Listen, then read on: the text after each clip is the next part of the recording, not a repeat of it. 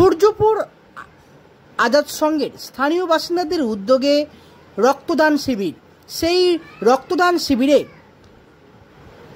উৎসবের মেজাজে রক্তদান করলেন আজাদ সংঘের কর্মী সমর্থকরা।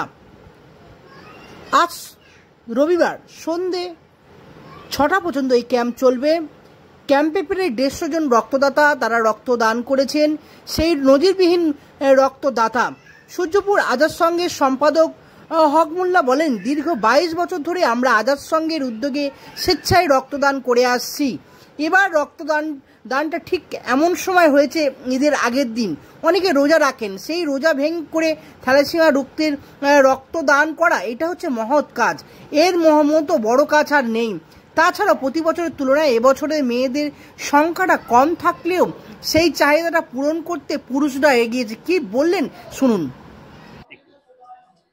দেখুন, আমরা একটা কথা যেটা আমাদের মাননীয় মুখ্যমন্ত্রী, পশ্চিমবঙ্গের মুখ্যমন্ত্রী, বর্তমান ভারতবর্ষের অন্যতম একটা শ্রেষ্ঠ নেত্রী, যিনি বারবার বলেন যে উৎসব সবার, ধর্ম যার যার, উৎসব সবার। তো আমরা আজকে সেই একই কথা রিপিট করতে চাই যে ধর্ম যার যার, উৎসব সবার। তাই আজকের এই রক্তদান শিবিরের মধ্যে দিয়ে এই বার্তাকে আমরা প্রতিষ্ঠিত করতে চাই, ধর্ম যার যার, উৎসব সবার।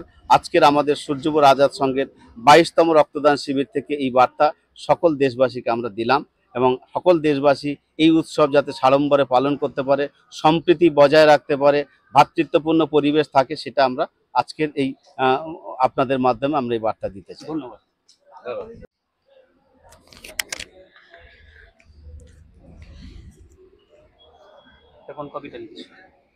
কোন কপিটা দিলে এটা?